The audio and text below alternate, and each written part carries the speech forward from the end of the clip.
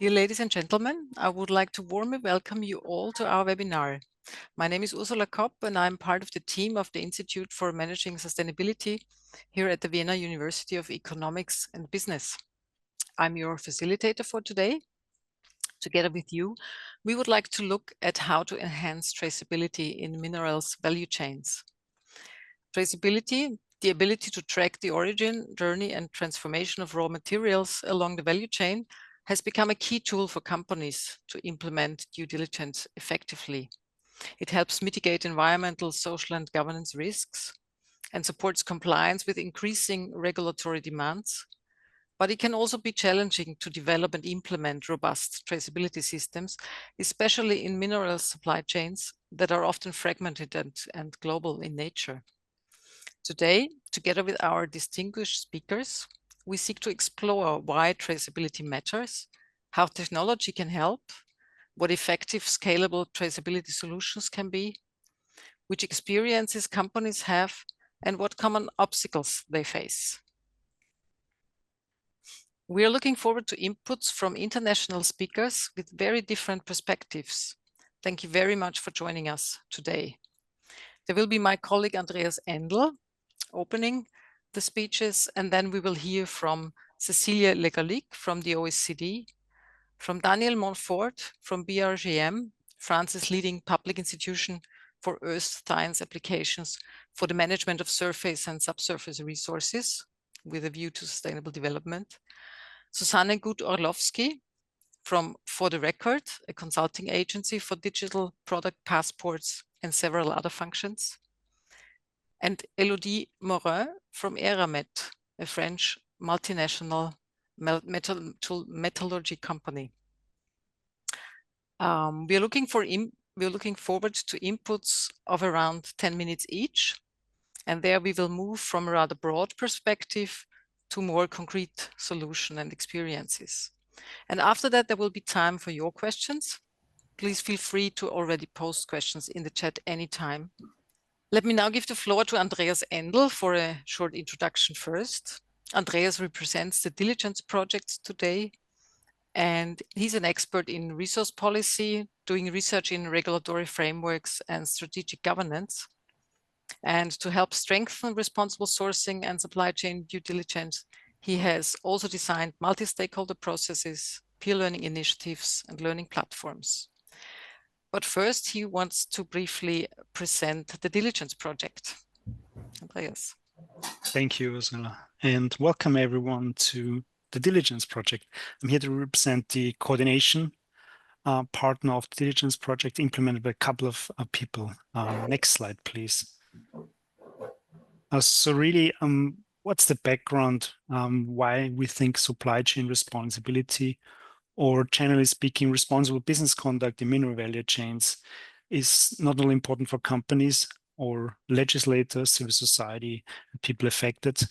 We think as a risk-based due diligence approach, it should go beyond what the law tells us and beyond minimal requirements in order to create really long-term value, but also really strengthen resilience and stability of supply chains. As we've seen, natural disasters, bridge accidents, etc., really can fundamentally disrupt how businesses operate around the world. And really to also reduce supply chain risks and preserve reputation, as we've seen in the past, serious accidents of factories, mining, tailing dams, etc., are something that really is a danger for company reputation and also supply chain responsibility. And beyond that, I think engaging with suppliers, affected groups, and people is something that can create a collaborative environment for innovation and not only avoid sea-level lawsuits, but also protects the people and the planet, as we've seen with several international frameworks that are calling for really rigorous action when it comes to climate change, labor rights, etc. But beyond that, there's many other aspects why we think supply chain responsibility should be at the core of business, really to work on sustainable development endeavors. Next slide. So why diligence, and what are we primarily doing and really to support businesses and other actors working on responsible business conduct is we will be your one-stop shop, your virtual portal, everything putting together on responsible business conduct with a focus on mineral supply chains. For example, encompassing an easy-to-use navigator with hundreds of regulation standards and digital tools that support companies in implementing due diligence practice, but also tool providers in increasing technical and methodological maturity. I come to that later in the presentation with a bit of my focus on traceability and concretely highlighting what we consider lighthouse cases of highly successful companies with regards to engulfing and engaging in a risk-based due diligence approach, including affected people and the environment, reducing risks and successfully engaging with suppliers to mitigate impacts. And I think another aspect I want to highlight is how affected people really can be involved in assurance and certification mechanisms to really make a difference when it comes to impacts on the ground. And one key highlight we are aiming for in the summer is really the official launch of this one-stop shop with us physically at a session at the World Resources Forum conference on 2nd or 3rd September in Geneva, Switzerland, but also virtually around the world. We will stream this event. Next slide. So what is it really, this one-stop shop we're looking for as a major milestone diligence to launch? Is it offers comprehensive information for both beginners as well as really deep dives for professional when it comes to responsible business conduct in mineral value chains. And it helps you to navigate among the several hundred regulations, standards, and digital tools with a specific focus on the mineral sector. In the future, we'll also provide an easy-to-use self-check and targeted assets for learning materials that perfectly fit your needs. We're looking at online e-learning, webinars, promotional videos, and introductory videos to whatever information is necessary for really companies and expert practitioners on their due diligence journey. Yeah, next slide, please. And this really can't be possible without the support of a broader set of actors. So it's not a standalone run by my organization. So we have business partners help us outreach and understanding business needs such as EIT, Levin Sources, KPMG. We have our technical partners on both the digital and engineering and technical side. Daniel Monfort with us today from BHM, but also starting really helping us setting up an effective online platform. And we have our really civil society partners to helping us understanding what a risk-based due diligence means for affected people and the environment. I'll leave it to that. Back to you, Ursula. Thank you very much. And all the partners helped to prepare this webinar series. Apart from that one-stop shop we just heard about, diligence concentrates on 3 key actions to support businesses. First, hosting multinational stakeholder workshops to identify gaps in due diligence and to strengthen effective DD implementation. Second, providing training and guidance to assurance experts. And third, offering support and guidance to help businesses navigate the landscape of digital tools. Within the diligence project, Andreas leads the assessment of those digital due diligence tools. And I want to ask him to talk about that because he can say the word better than me. Thank you, Ursula. Yeah, I'm putting on my project implementation hat now. Next slide, please. So really, let me start with a position of where do we end up in this kind of environment of tools we are today. So there's 3 mega trends that kind of shape the landscape of what kind of tools for really implementing due diligence in companies are there really. So it's on the one hand, AI and machine learning that really drove the development into hyper cycles of these more larger technical solutions such as blockchain traceability, but also supplier engagement and risk assessment. And we've seen, I think, the direction goes into something that's called agentic AI, which is really kind of putting the AI into the decision-making seat at some point and together with the human, kind of really taking forward decisions on these digital tools. On the other hand, we see businesses really struggling to keep up with the pace of what civil society and EU policy demands with regards to due diligence requirements and standards. But also we've seen these businesses ramping up on financing different roles, responsibilities, and expertise within their units to kind of keep up with that pace of what policy brings and what civil society brings. So, for example, as of 2023, we had estimated the market for digital tools to be in the range of 2.7 billion euro, really. So these three trends were really like pushing the edge of what consulting and digital tools actually brought to business perspectives and business operations. The next part, if you click on this one, so this really kind of brought up a huge kind of ecosystem of different tools. And we really have a broad understanding here of what we consider a tool for human rights environmental diligence supporting company practice. So it considers the more, let's say, low-tech tools such as toolkits, self-assessment, or digital documents that help us understand the value, the purpose, but also the business case behind, really to argue in front of senior management and strategically implement due diligence in your organization. And on the other hand, we have high-tech, high-end solutions, which are about risk management, supplier engagement, reporting, and also the blockchain traceability solutions that really help us in the operational practice and kind of grappling with the complexity of managing responsible business conduct along global supply chain. So that's kind of the understanding we have in diligence of what the tool really means for us. And at current pace, we have like 300 plus tools identified that are relevant in the scope of our project, primarily on risk management, supplier engagement, and reporting.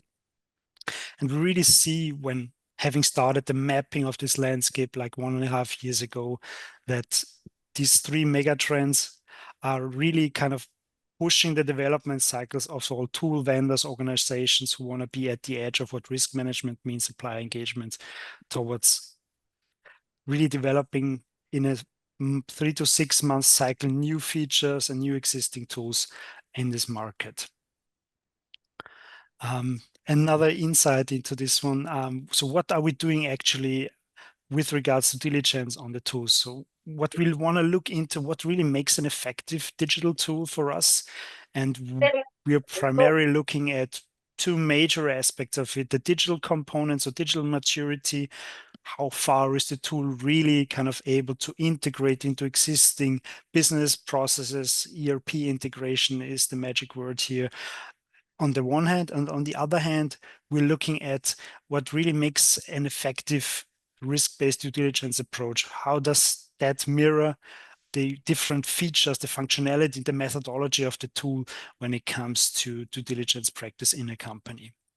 And we're doing this both for tool providers and users, providing orientation and guidance in terms of future peer learning webinars and guidance documents of how do we understand effective due diligence tools for human rights and environmental operations and risk management in companies. And one of the major actions we're looking at currently is really the mapping the landscape. So what are these 300 plus tools? In how far are they really ripe, mature when it comes to digitalization? In how far are they really mirroring, reflecting best a risk-based due diligence approach? So that's one part. And another part is really getting into the methodology, getting into the ERP integration and digital maturity of this tool with deep dive testing. And one of these deep dive testing areas will be actually traceability tools. So today is really the best day to start off with and kick off this major work we're doing on traceability tools. On the next slide, this is just an outlook of what we're looking at when talking about digital traceability tools. So far, roughly identified 20 that have a major component of supply chain traceability, looking at broad frameworks such as the Better Chain Framework for Involving Affected People, or the UNEC Transparency Protocol. They kind of provide the guiding framework of how traceability should look like. But also next to that, we have major AI solutions such as Traceify, Oratain, or Certain that really kind of drive the sector's development of what traceability looks like. Predominantly, we think we have primarily found digital blockchain solutions as one as compared to physical and chemical tracing solutions. which is a bit of a niche, but I think more of that will come from Daniel, more for later. And what's really upcoming for us is this deep dive test with a selected number of tools. Not only the tool test, but also what really makes an effective traceability solution in the world of digital tools for us. And this is something we are looking forward to share with you and also work together with our colleague Daniel Monfort in the project. Yeah, thank you. Back to you, Ursula. Thank you very much, Andreas, for this overview. Thank you also to the World Resource Forum for co-organizing this webinar. And let me now move over to our first invited speaker for today, Cecilia Le Gallic from the OECD. She's a policy analyst for responsible mineral supply chains at the OECD's Center for Responsible Business Conduct. And her work focuses on promoting better industry alignment and regulatory convergence around the OECD due diligence guidance for responsible mineral supply chains, and also conducting outreach to newly emerging mineral supply chains. And prior her work at the OECD, she was also at the European Union delegation to the Democratic Republic of the Congo and in several African and Asian projects. Very warm welcome, Cecilia. Please let us know about the OECD perspective. Thank you, Ursula, for this introduction, and thank you for the invitation to the webinar. Hello, everyone. So Ursula gave a good introduction of where we sit at the OECD. I won't go more deeply into that, but dive right into a recent publication that we co-published together with the International Energy Agency on the role of traceability in responsible mineral supply chains and critical mineral supply chains, actually, but I'll take the lens on responsible mineral supply chains in this presentation. So this publication is addressed to policymakers, and the intent was to clarify what traceability can do and what it cannot do, and also how it relates to other concepts such as due diligence. If we can move to the next slide, please. So just this upfront slide to just maybe explain a little bit how traceability has come up through various regulations. Currently, we do see different supply chain acts that came up and that are currently being discussed, where due diligence is required and traceability to a certain extent as well. But we also see traceability as a requirement for companies in other contexts that are not directly related to due diligence, which can be, for instance, to bring transparency to certain products that then would be made available to consumers, having more information of what mineral is provided as an input to certain product. Traceability has been required in regulations such as the Inflation Reduction Act as a means to provide economic incentives to companies, for instance, having to know the provenance of their minerals to be able to benefit from tax credits for the ultimate product. But also related to other considerations such as circularity requirements and also national security considerations. So we see this rise of regulation using traceability for different purposes. And I think it's just important to make that distinction, because sometimes we speak about traceability and we think we speak about only that, but actually there's so many different dimensions to it. So I just wanted to kind of fit the discussion in here. And I now dive a little bit deeper in the relationship really specifically between traceability and due diligence. So the first aspect, if we can go to the next slide, please. Thank you. So I think what is important to understand, first of all, that really traceability, the way we at the OECD perceive it and speak to it, is that traceability is a means to an end and not an end in itself, in a sense that it is one approach that can be used by companies to better conduct due diligence. The idea being that companies can have a certain degree of visibility over their supply chain, ideally up to mine of origin, as to then be able to identify risks and mitigate risks in the supply chain. So really traceability is the starting point for due diligence and not an end itself. And that is really important because at the end of the day, a product may be completely traceable, but you will potentially still see problematic circumstances in the way it is produced or traded along the supply chain, right? So you may have information on mineral provenance and mine of origin, but not actual information on the conditions of production on the ground. And that again makes it, difficult to say traceability is equivalent to due diligence. It is not. It is a means that can then allow you to actually obtain information on risks. And the exercise doesn't end there either, because once you have that information, the intent is to be able to act on the information, right? You know your supply chain, you have access to information on risks, and the idea being then to actually work together with suppliers, stakeholders, to meaningfully engage and mitigate risks along the supply chain. So really, it is not the end of compliance task traceability, but just one means. And I think something that also merits to be highlighted is that, using a risk-based approach, you cannot address all risks from one day to the other, right? And that is OECD RBC standards really call for that risk-based approach to prioritize the most severe and likely risks and work together with the industry and other stakeholders to address these. And in the same way as this risk-based approach is required for due diligence, it is also recommended for traceability, for more risk, for higher risk supply chains. Traceability ideally should be more intensive and extensive. So that is also important to be mentioned here. I think, maybe another element that I would like to outline is that traceability can have unintended effects, in a sense that when you start tracing a mineral for a supply chain that is complex and that does involve a certain degree of informal mining, for instance, there might be the tendency to maybe disengage from that supply chain because there is a friction in terms of how quickly you can actually have a well-established traceability system.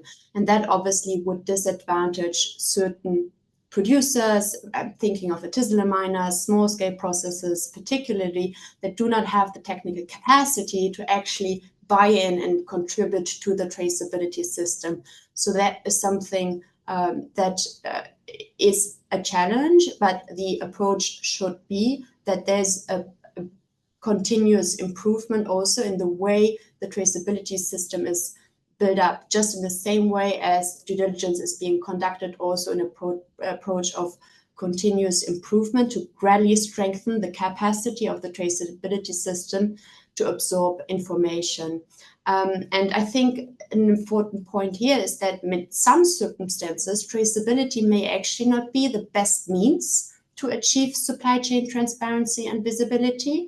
In particular circumstances where there is a high degree of informal mining and trading, for instance, and a certain degree of opacity, perhaps supplier identification or chain of custody approaches can be a good and more cost-effective approach to achieve a certain degree of supply chain transparency that companies can then build their due diligence exercise on.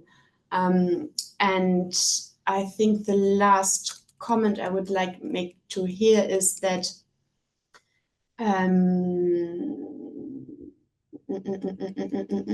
sorry, I think we can move to the next slide.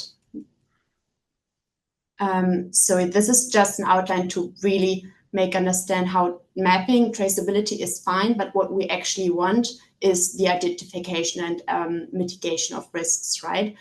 So having that identification is good, but it's not good enough for due diligence to be meaningful and effective.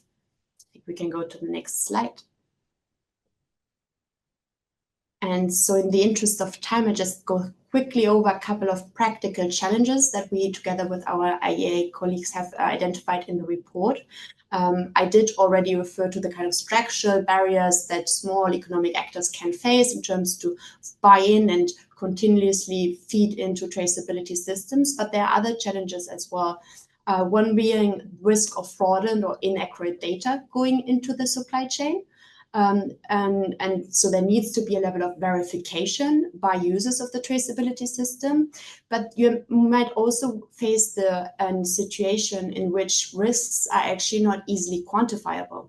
So you might add up with risks like, certain maybe environmental measurement that can be qualified, but other less tangible risks might not be actually communicable through certain traceability systems. And then that is a big risk factor, which really highlights the need for companies to go beyond what is immediately communicated in the traceability system. I think just overall reluctance of midstream operators, I think we've seen this as one of the major challenges. There needs to be an active interaction between suppliers and users of the traceability system to really make sure that the data is correct and that they actually can build up their capacity to fill in the traceability system. In certain circumstances, there might be in specific countries also data protection laws that actually make the good functioning of traceability systems quite challenging as well. And then ultimately, obviously, the lack of interoperability, right? You did refer initially to different traceability tools and systems that exist. And I think there is that risk of those working in silos and not communicating with each other, and obviously putting a high burden on all of the different suppliers that need to feed into. So ideally, there could be made more progress on ensuring a certain level of operability between those systems. And I think I'll end here. Thank you. Thank you very much, Cecilia. May I ask two brief questions, or ask for two brief answers, if that's possible at all? Could you maybe give an example of a situation where full end-to-end traceability may not be the most effective means to foster responsible mineral production and trade? Yeah, sure. Yeah, I think it kind of refers to the risk prioritization approach I was referring earlier to, right? I mean, ideally, traceability should be more extensive the higher the risks are. Unfortunately, sometimes we find ourselves in a situation where those high-risk jurisdictions don't lend themselves well to feeding into traceability systems because of lacking infrastructure, digital infrastructure, and so on, right? So in these situations, while traceability could be the right approach, there might be different versions of traceability, less digitalized, more digitalized. It doesn't always need to be blockchain, for instance, right? But there's also then the approach of chain of custody or just simple supplier identification, which can be helpful as well in those specific circumstances. And then just for the OECD standards, end-to-end traceability by each single economic operator is not something that we actually call for. Rather, there's a separation of responsibilities where smelters and refiners acting as choke points are asked to have the full visibility up to mine of origin. But downstream companies actually don't need to have that. The idea for them being to identify choke points, so smelters and refiners, and then be able to assess the extent to which they conduct and perform due diligence. Mm-hmm. Mm-hmm. And let's try it very short for time reasons. How can companies make sure that the relevant information on supply chain risks feeds into the traceability system and is then proactively used for meaningful risk mitigation? I'd be very quick. I think the key point here is that reliance on audits. We do sometimes see that reliance on audits, and that companies think, oh, they have all the ESG data through annual audits, is something that does not work in practice, because due diligence is supposed to be proactive, reactive, and ongoing. And so there's the risk of major information not flowing through that. And then really the need, obviously, for proactive engagement with suppliers to make in that actually companies have access to data on an ongoing basis. And And then just the use of schemes. There are obviously due diligence facilitation schemes, verification schemes that can play a role in facilitating due diligence and access to information, also including traceability. But again, schemes are not, the idea is not to outsource, right? Companies actually need to, first of all, use that information, which is not always used. And secondly, go beyond and really try to identify other available sources of information as well. Thank you. Thank you so much. Our next two speakers are going to look more towards solutions. Daniel Morfort, he's a geological engineer working at BRGM, and he's project manager for European and French initiatives there. Currently, he coordinates the Horizon Europe project MuddyTrace on technical solutions for traceability of battery raw materials for sustainable supply chain. And he's also a project partner in the digital project, which we are very happy about. Daniel, the floor is yours. Thank you. Thank you very much. Yes, I'm very happy to be there with two hats. First, because I'm a member of Diligence project, so I'm not really external, but I'm also happy to present you a little bit what is the philosophy and what we are doing in this project, MuddyTrace project. MuddyTrace project is maybe a little bit to take a little bit distance, is a research project funded by the European Commission, a little bit like Diligence. And that means that we are a group of partners with different knowledge, different expertise, different domains of activity. So myself, I'm from the French Geological Survey. We are mostly representing a part of what traceability can be. But we are a group of universities, of private companies providing certain services around traceability or DPPs. So that's a sort of conglomerate of very different things, and that's in general an European project. That's, I think, also is important because maybe we have people which are not from Europe, etc. And I want to avoid this very EU jargon that in some cases we can use. So MuddyTrace, yes, is a research project about traceability, and my presentation is about the challenges for raw materials traceability, disclosing a more transparent supply chains. I will present briefly what we are doing in our project. So next one, please, Ursula.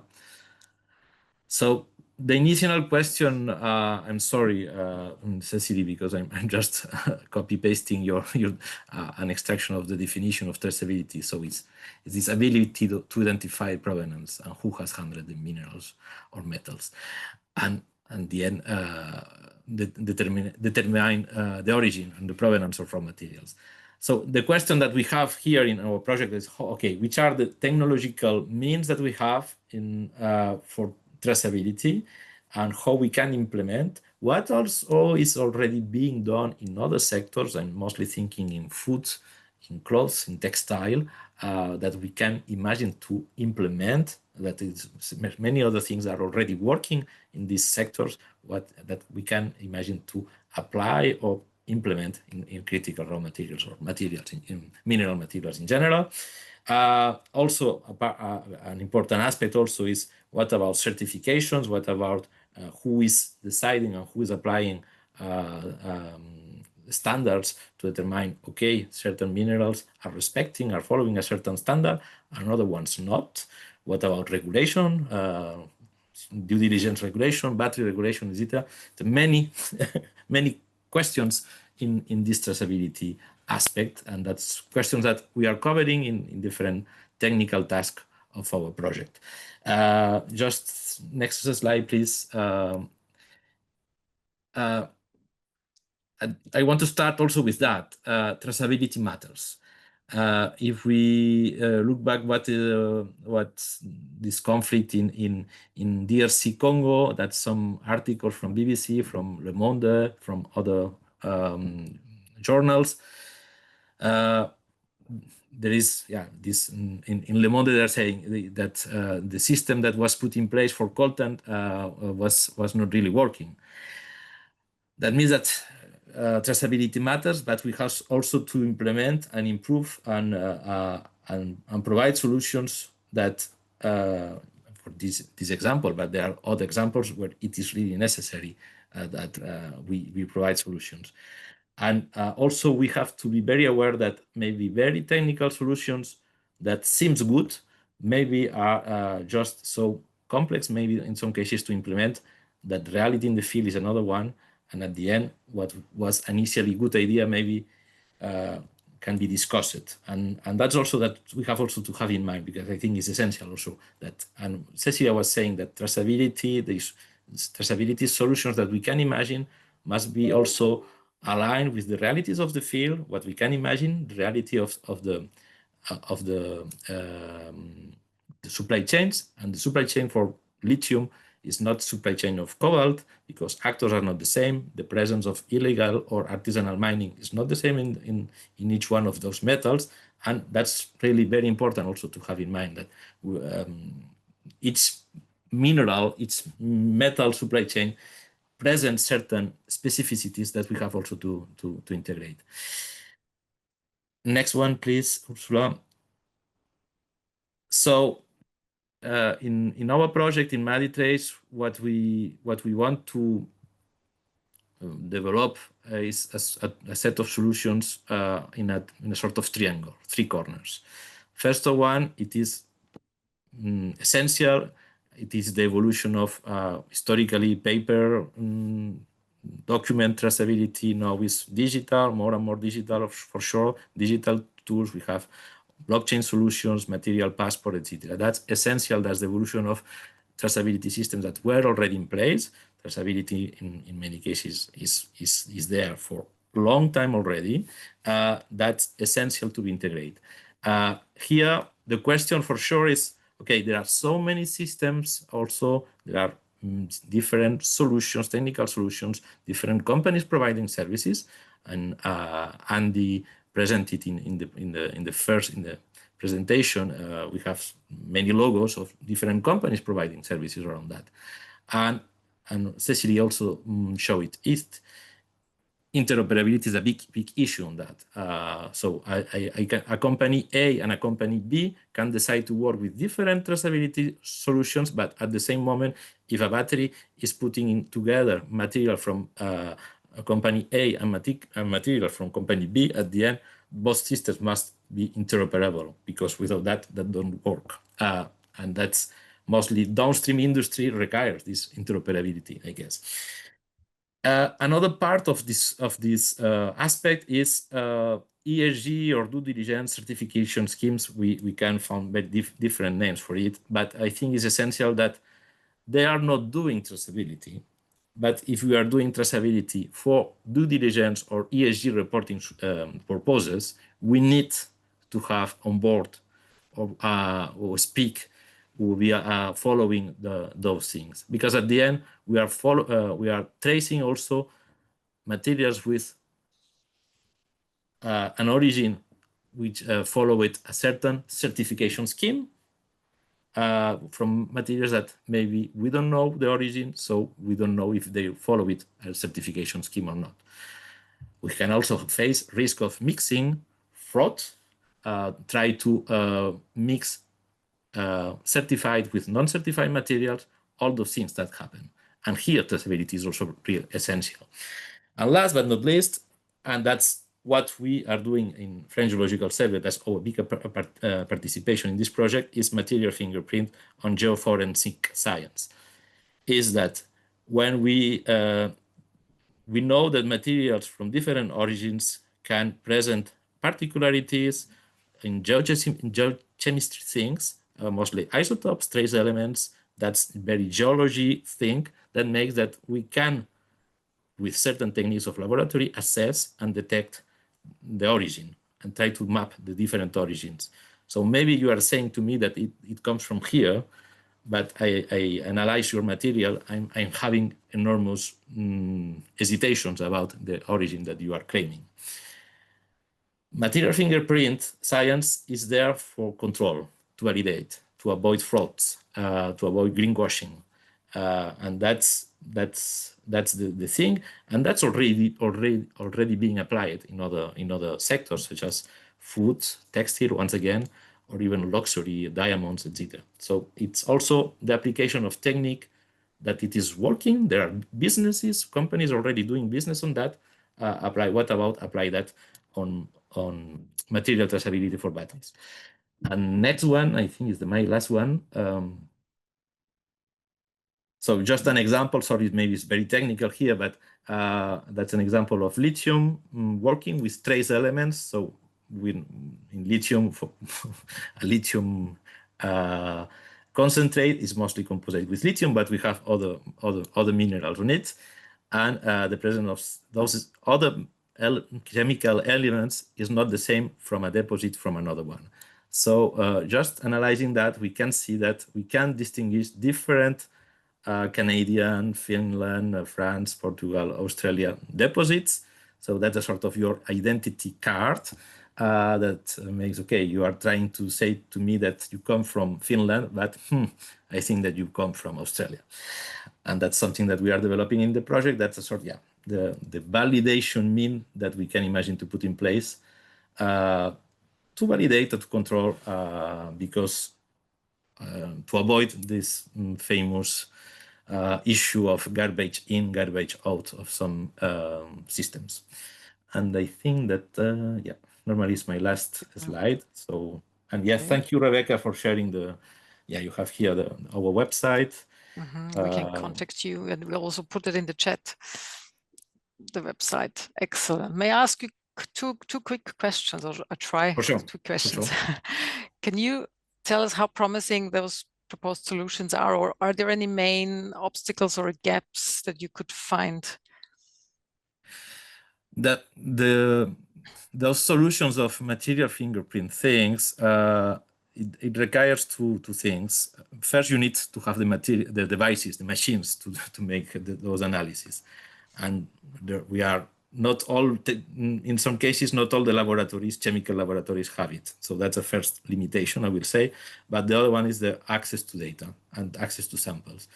If you have companies that are really open to share with you samples, that means that you are building with them a sort of database that you can use, and this database can be better and better.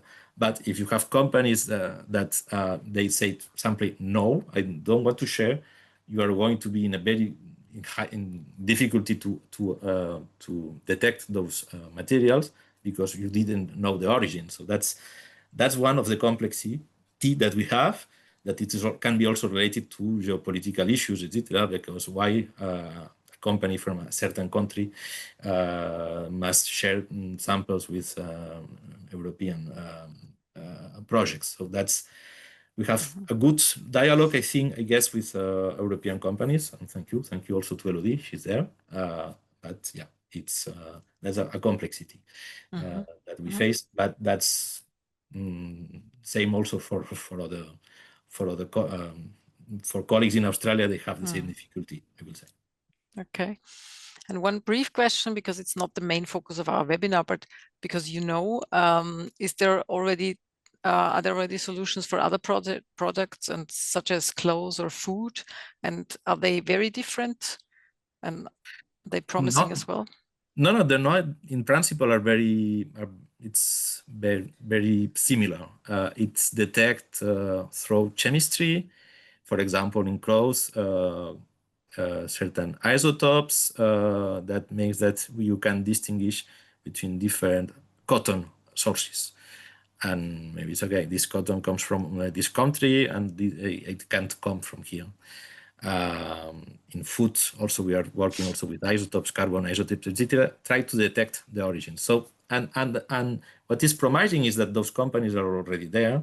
I have a good example of a French company that doing detecting fraud in champagne. So people is putting not prosecco or cava in champagne bottles, and they are detecting it through isotopes and laboratory techniques. So that works. Okay, interesting. Okay, thank you very much for now, Daniel. Everybody's welcome to post questions or comments into the chat, and I think things are going on in the chat already, which is great. Let me move over to Dr. Susanne Gut-Orlowski. Not only is she the CEO of For the Record consultancy, But she also has several other advisory functions related to digital product passports, and she will talk about that herself. Thank you, Yes, Susanne, for thank joining. you. Thank you, Ursula. Thank you for having me. Just a short introduction of, for the record, we are a digital product passport consultancy agency, and if we've been there from the beginning when digital product passports were born in 2020 with the battery regulation. And since then have been working with the Global Battery Alliance on building digital product passports. With United Nations lately, I was the lead author of Recommendation 49, which leads to the United Nations Transparency Protocol. And I also have been from the beginning an external consultant of the European Commission on digital product passports. So digital product passports are the center of my presentation right now. And as we heard from previous speakers, digital information, traceability information, other information might not be the most or the only information that you need to do your due diligence, but I believe in future it will be a very important part. And therefore, I'm going through the different initiatives that are currently happening in the industry and standardization and global policy making, to bring standards on the road for traceability. Next slide, please. So obviously, as we're here in the European space, I'm mentioning the EU new deal, which is now actually the old program. We now have the Clean Industrial Deal, but the batteries regulation is coming from that Green Deal activity from the European Commission. And as Cecile had said before, there is in other jurisdictions, you have other regulations that mandate information about the critical or about the raw materials in certain products. The battery regulation, obviously, about the battery raw materials. But for example, the IRA in the US is looking at critical raw materials and where they have been produced. And as Cecilia said before, there are other jurisdictions that mandate those, but also very important, since 3 weeks, we have the new EU single market strategy that actually tells us that every compliance information, every compliance reporting will be carried on top of the digital product passport, meaning not only sustainability information that we need to implement the Green Deal, but as part of the omnibus package, which allows companies to ease the reporting by digitizing it. So the initiatives are getting larger and larger, where digital product passports will become very relevant, and therefore it's super important for everyone to look into the standardization activities that are happening around it. Make sure that you're not riding the wrong horse at the moment to implement your technology, I would say. Next slide, please. Just a reminder that what the digital product passport is supposed to be under the Green Deal. It was to improve, the product circularity, to enable circular economy and new business models, and especially for batteries, show the product's manufacturing circumstances. This is why I made it in a different color here again. Help the consumers to make informed choices, and help authorities to verify compliance with legal obligations. And the latter one is now the important one, because it doesn't only affect the Green Deal and battery regulation, but any product-related compliance reporting. So it's really important to stay on top of the technologies and standards that are developed there. Next slide, please. Staying in the European hemisphere at the moment for this slide, but it's something that's currently also replicated to other geographies, is the initiative, of course, of the European Commission that is defining how digital product passport systems should work. Therefore, we have the digital product passport standardization going on at the moment. The European Commission separated the digital product passport technology in two parts. The left part, which is the digital product passport system or framework and system, and on the right side, the digital product passport data. So for batteries, we have different data than for textiles or mattresses or something else. But the system on the left side should be agnostic through all product segments that need digital product passports. And this is why these two initiatives are separated. Okay, next slide, please. So that's one thing that we need on our technology, digital product passport system. We need digital product passport data. The European Commission digital product passport framework and system is a bit focused on the economic operator that issues the digital product passport to the market because it places the product on the market, and then downstream. But we also obviously, especially for our due diligence case and critical raw materials, we need upstream data. So the recommendation 49 and UNTP originally is focusing on upstream data and upstream data exchange and issuing of trustworthy sustainability claims and corporate sustainability disclosures supported by value chain traceability information. So these three different kinds of information that come from upstream that we need to fill our digital product passport with verifiable and trustworthy information. At the moment, the United Nations Transparency Protocol, which I can also share a link later on, is working on extensions that describe certain due diligence information as certificates which are relevant for this project. For example, currently in IRMA and Responsible Business Alliance, Copper Mark certification extension is underway. This will mean that the vocabulary will be defined, the technical formats will be defined, and it will be specified a way that companies can easily receive those digital certifications and put them into their wallets and then show them on request from the people that are downstream of the supply chain, for example, battery manufacturers that need that data for their digital product passports. So next slide, please. Especially for batteries and critical raw materials, we also need rule books and rule sets to understand, what's actually required for law-abiding actors in the supply chain, and therefore, the Global Battery Alliance has come up with different rule books. For example, a rule book how to look after indigenous rights, biodiversity, greenhouse gas calculation, circular design, forced labor, human rights. So to understand what actually is needed for the due diligence in the battery supply chain.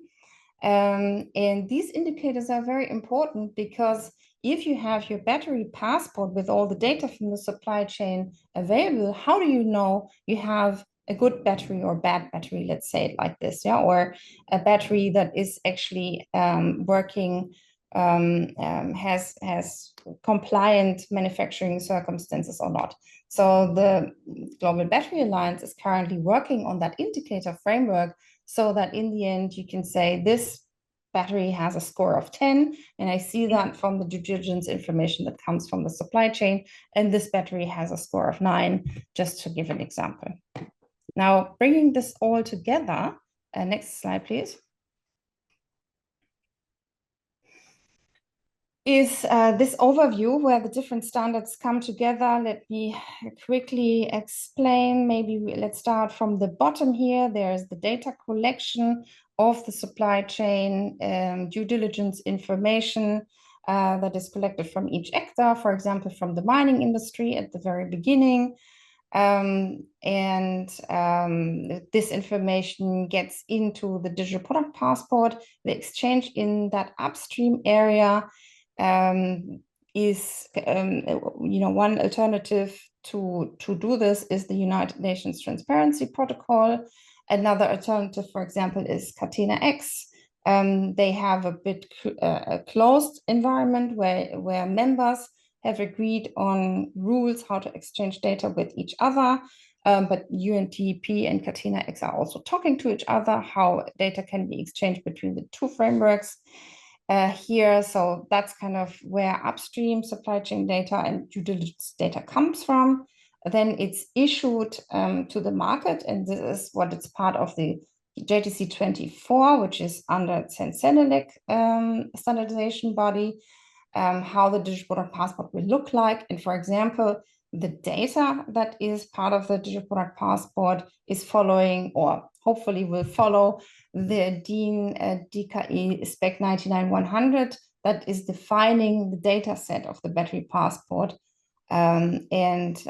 With this, then having your battery passport available, you can then look at the GBA indicator framework and say, okay, you know, this battery has a good score or a bad score. And that's kind of what we need, because in the end, we want that the customer or the buyer of a battery has an easy to understand system, yeah, red flag, green flag, if the battery should be bought or not bought, and so that they can make an easy, informed decision. And that's about the standardization that's happening in the background at the moment to get this due diligence data, the technical due diligence data, to the user and consumer. You're on mute, Ursula. Thank you very much so far. Yeah, you bringing that up. I was going to ask you a bit about challenges that you notice in implementing such tools. Yeah, I did prepare this. Probably cannot go through all of them. I don't know how much time we have.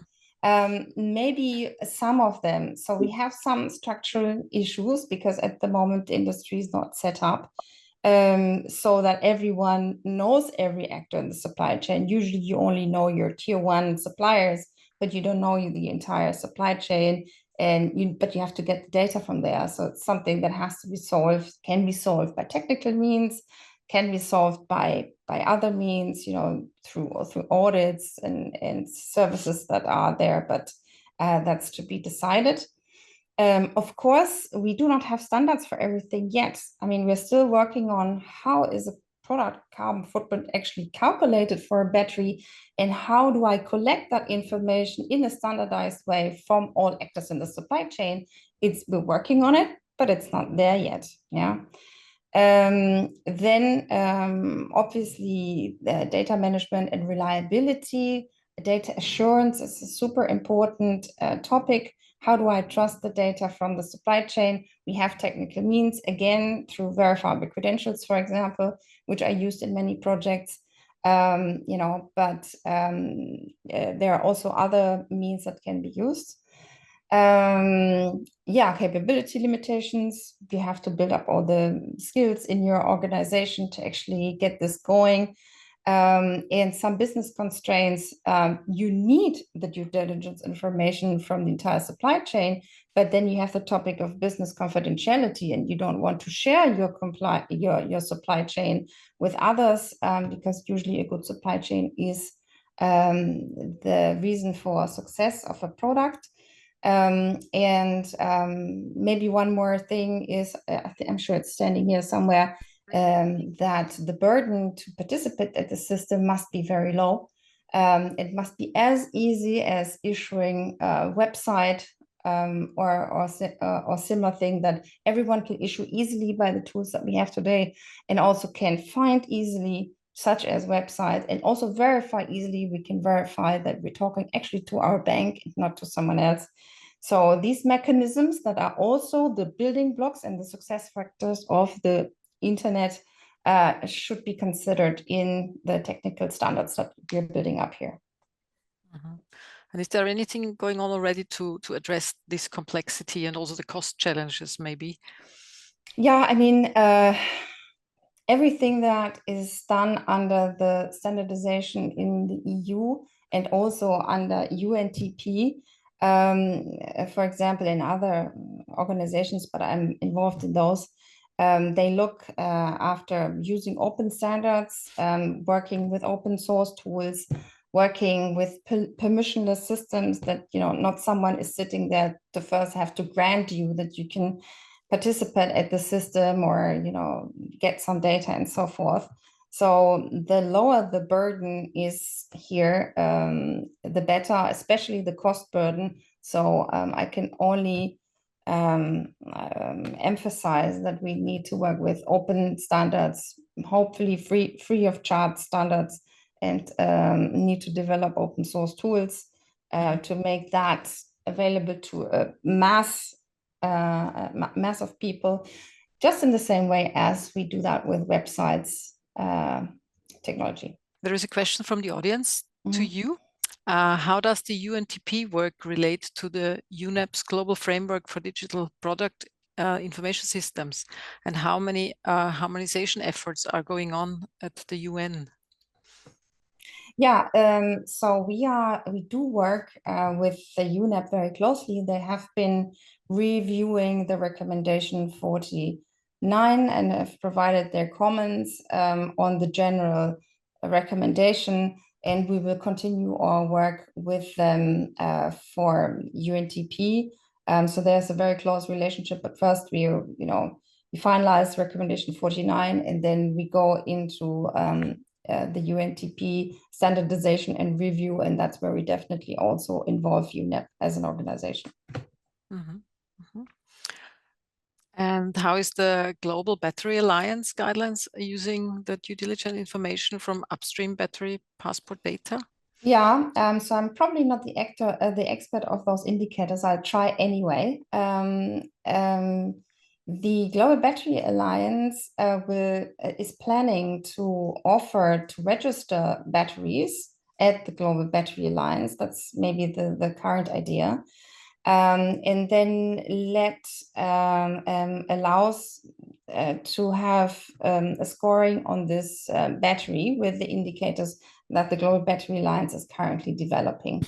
So this is voluntary. This can be used to understand how good your battery is actually meeting the due diligence requirements, for example, of the European battery regulation, but also of other regulations, because obviously the Global Battery Alliance is working global, not only finding compliance for the EU requirements, but it's also looking, for example, what requirements does the US have and China have, and how does your battery meet those requirements? That's all on the roadmap. And there is another question from the audience for you. What technical mechanisms exist to federate queries to collect data from top layer to the bottom layers of the supplier chain, where the top layer entities may not know the suppliers beyond the first layer? Yeah, so the idea is the different ideas for the concept. Let me introduce the one that comes up most. It's the one up, one down concept, where you work with data from your suppliers, which you usually have, and you give your data to your customers, which is also natural. But then after the tier one, so for tier two data is anonymized for T1. They have to verify it, but then anonymize it so it doesn't actually reach the customer. So it's just one up, one down in the supply chain, and the rest is anonymized. But of course, for some people with legitimate interest or for market surveillance agency, it is possible that you would have to show some of the data. What exactly you have to show is not defined yet. Thank you so much for now, Susanne. And we'll see welcome. if there will be more questions there. Right, let me move on to the company called Eramet. We have Elodie Morin here. Thank you very much for joining. She's the decarbonization and CSR manager in the sales department of Eramet, which is a French multinational mining and metal company. Eramet processes and develops manganese, nickel, mineral sands, and lithium in a very responsible manner. And Elodie works on providing reliable information on the origin and CSR performance of raw materials, and she's ready to give some insight in how your company works with that. Thank you very much. Hello to everyone. Thank you, Ursula, for the introduction. So I think the target of my presentation today will be to try to give to the audience an example of what can be a traceability project within a mining and metallurgical company. So if you go on the first slide, just to give you a bit of context, in beginning of 2025, Eramet launched Eralo, which is its low CO2 manganese alloys brand. So manganese alloys, it's feeding the steel industry. So our direct customer are mainly steel makers.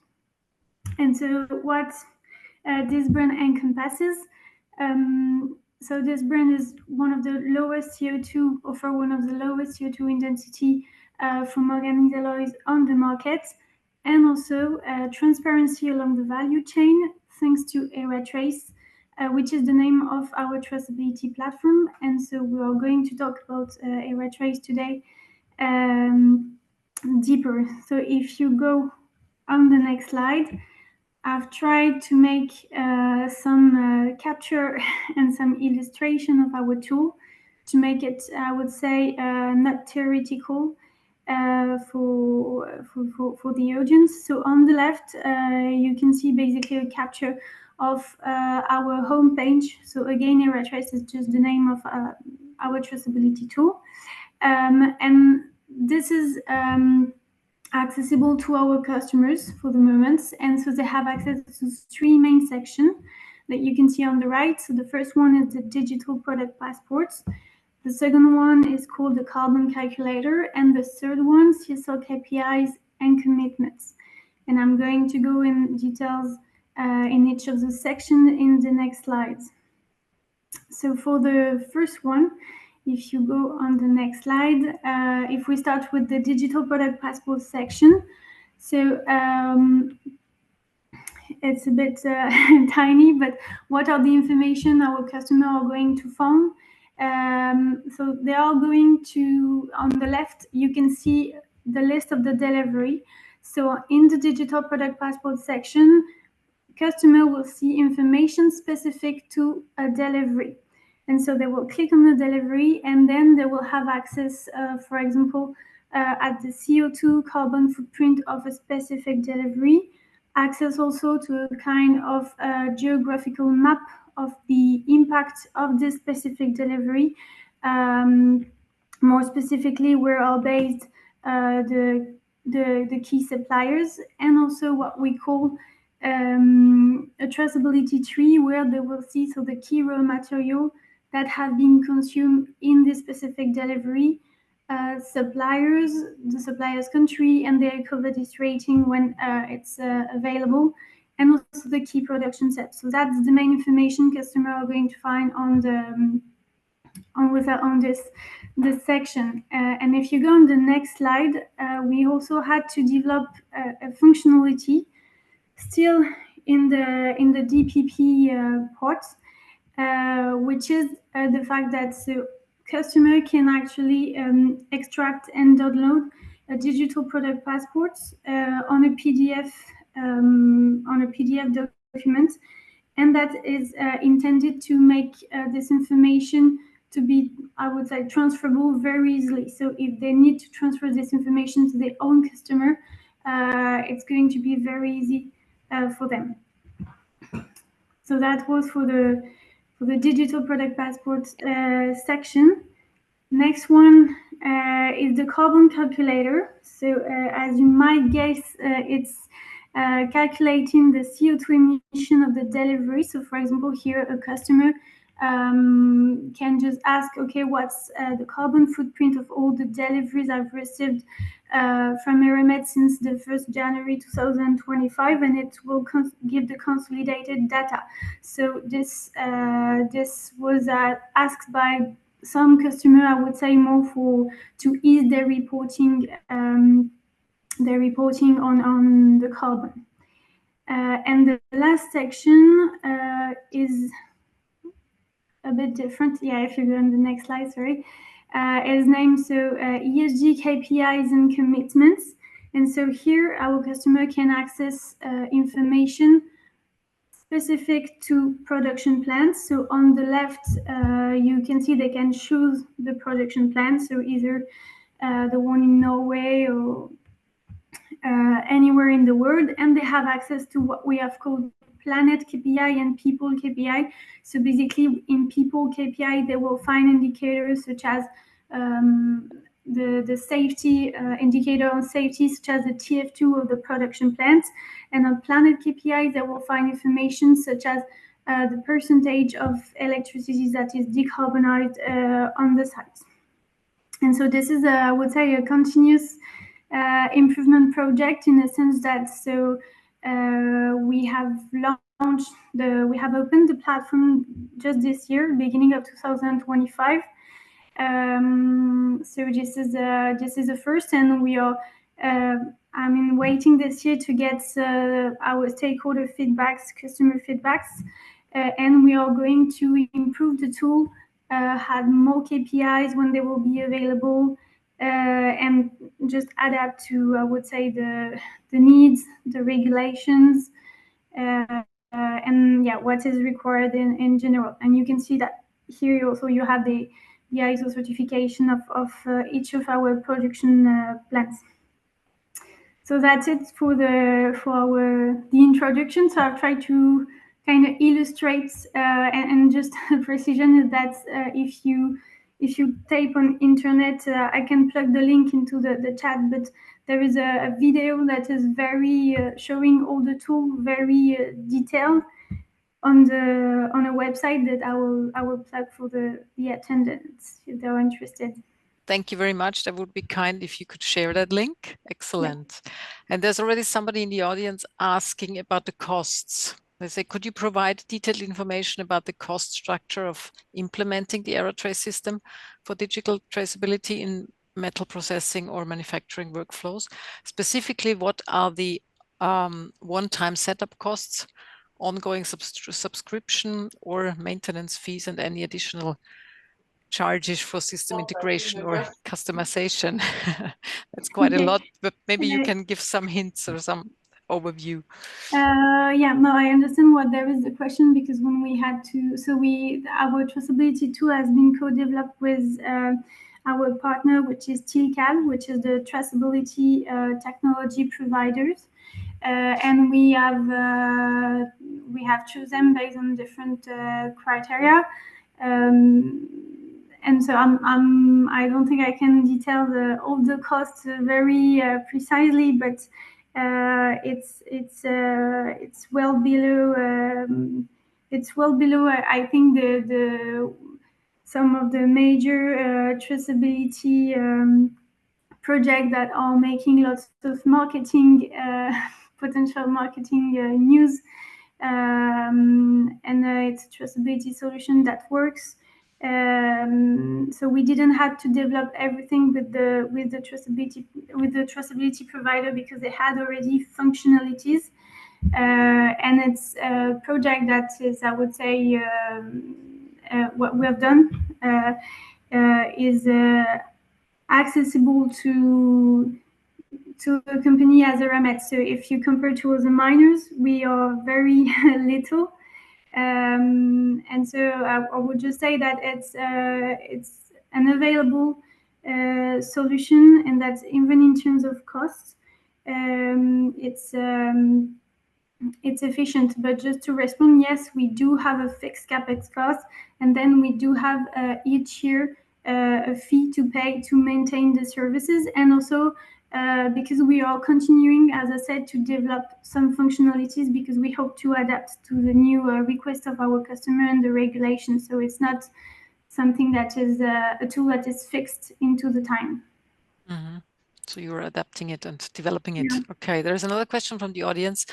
Do you plan to adopt other format than PDF to allow data transfer through external reporting platforms such as XBRL or anything similar?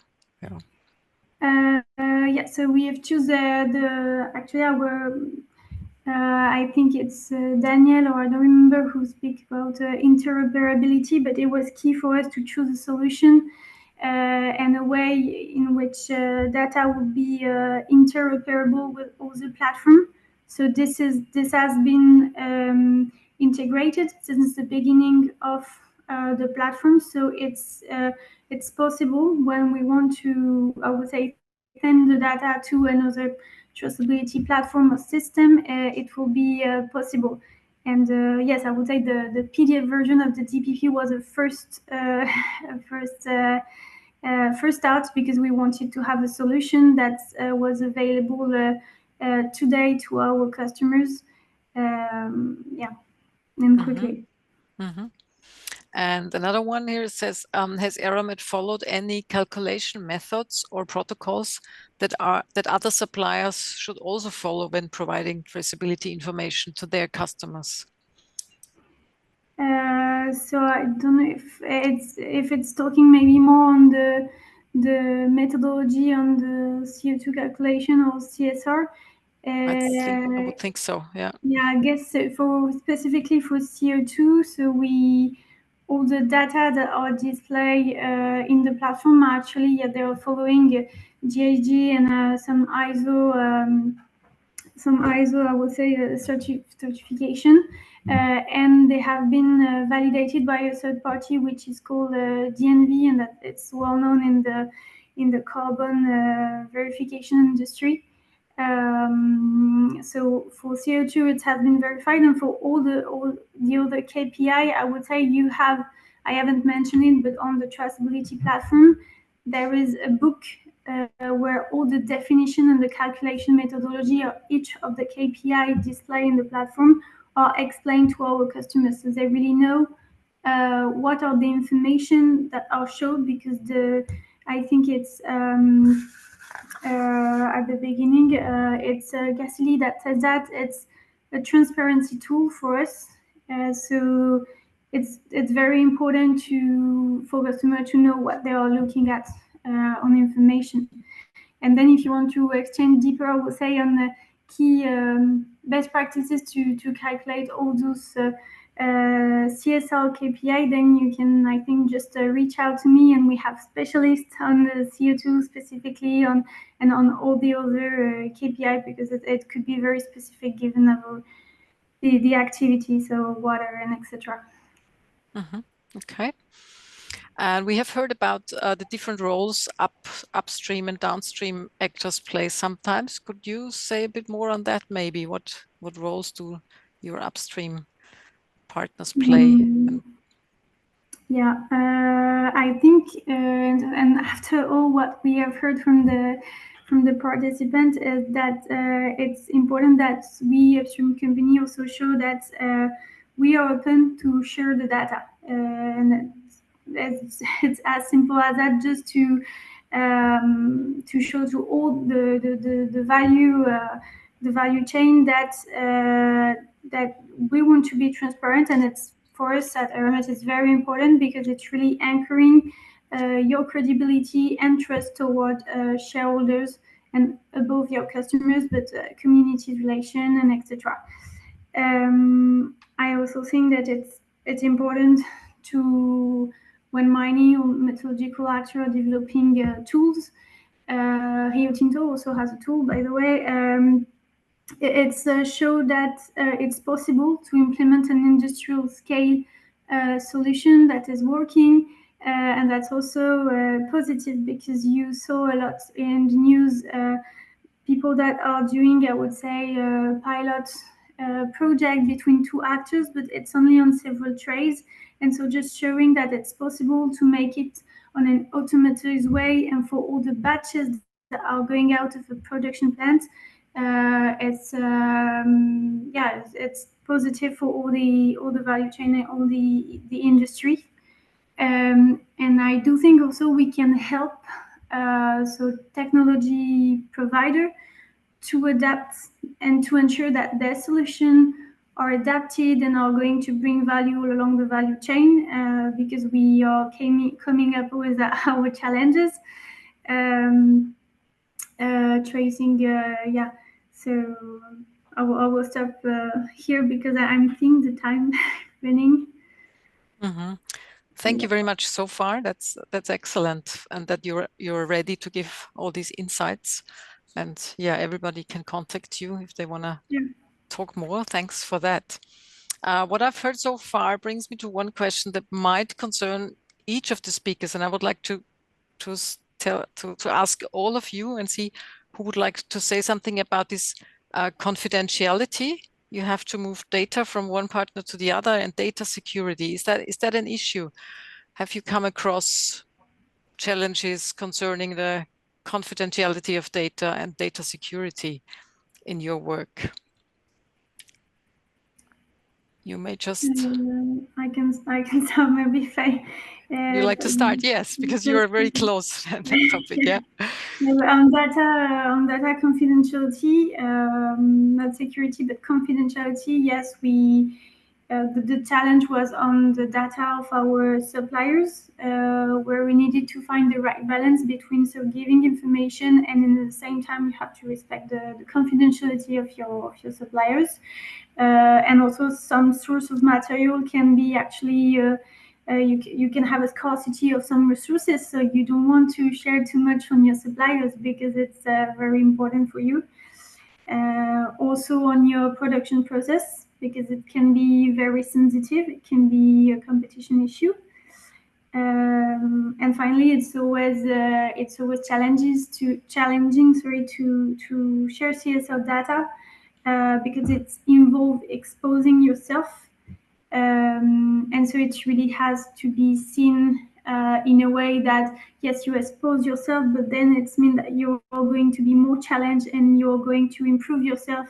So we really see transparency as a way to do continuous improvements and to push ourselves to be better.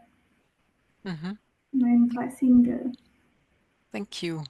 I've seen Susanne nodding. Have you had similar experiences? Would you like to add? If you have followed maybe the pilots of the Global Battery Alliance, which they have already done 2 pilots every year. There's been a pilot this year, will also be a pilot.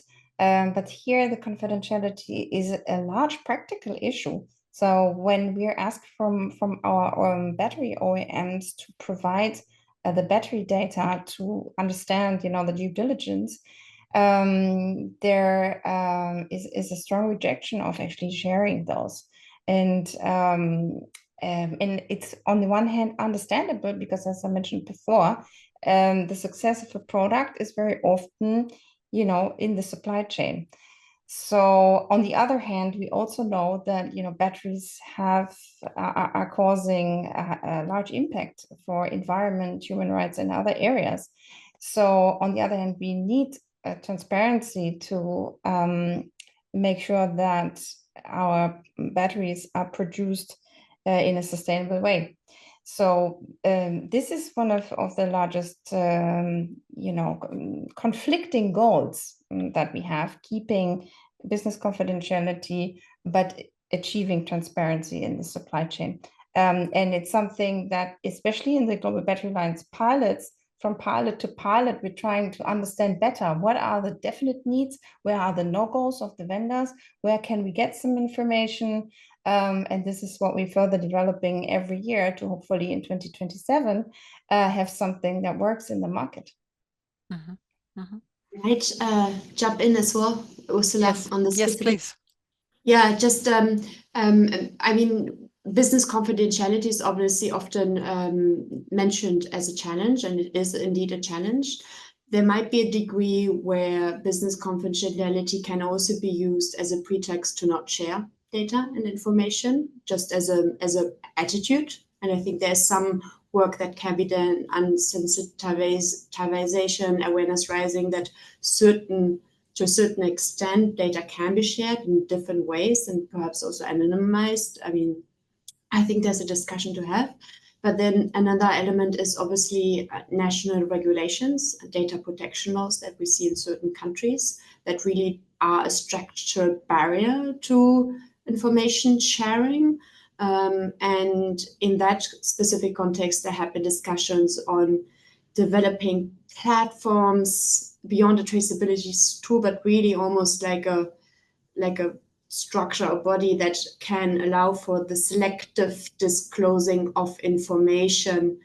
But again, it seems that these solutions could potentially be very complex. And then obviously what remains key is that there is a credibility and buy-in from all stakeholders. If that kind of solution doesn't have enough credibility, then it's not going to be effective enough to enable transparency for the supply chain.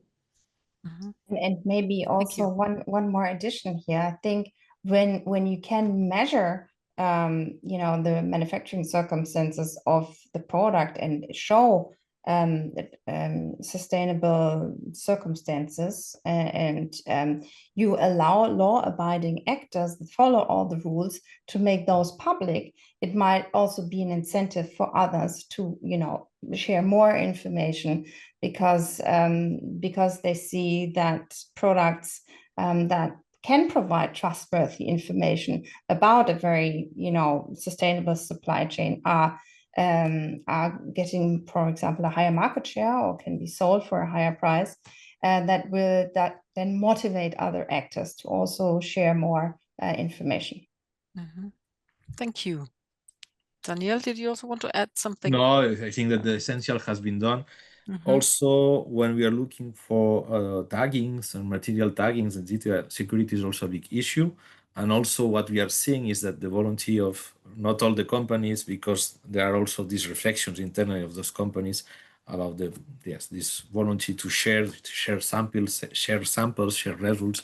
It's not always easy, and to protect this information that's essential, because imagine that this database becomes one day a database that can be used to detect sources, and it's like if I was sharing national fingerprint of all the inhabitants in a country, and I put that in a public domain. So that's we have to be very careful with those things.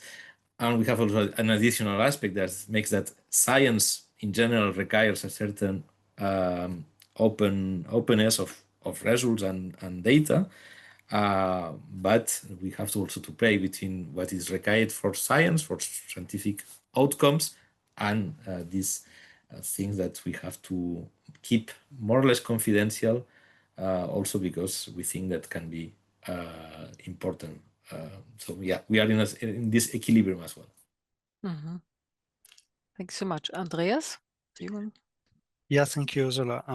Just to add on to the others, I think there's two major things probably that's required to really kind of account for data privacy, and also the aspect of that traceability really goes towards a risk-based diligence process. One, really, we need to have robust privacy and protect sensitive information. We need to have the protocols in place, the technical solutions. But I think going one step further, as regards, for example, risk-based diligence approach, supply chain collaboration is crucial. And we probably need sector-wide, branch-wide, industry sector-wide collaboration really to implement this traceability system, and provide dialogue and trustful environments that we can work together in at least one sector that is closely aligned with the different goals, different material value chains. I think that's an important prerequisite to build this trustworthy environment for data traceability systems. Thank you, Andreas. I imagine we could keep talking about that, but for time reasons, we're going to stop now. I would like to thank you all for joining this webinar. Again, thanks to all the speakers for sharing your expertise and your experience. And what's next? As already mentioned, the Diligence One-Stop Shop will be launched at the World Resource Forum Conference in September 2nd and 3rd in Geneva, if you be there, or virtually around the world. And more similar webinars will be follow in autumn. And we will keep you updated. If you're interested, if you register for the newsletter, you will get the invitations. Thank you so much, everyone, and have a good afternoon or evening. Goodbye.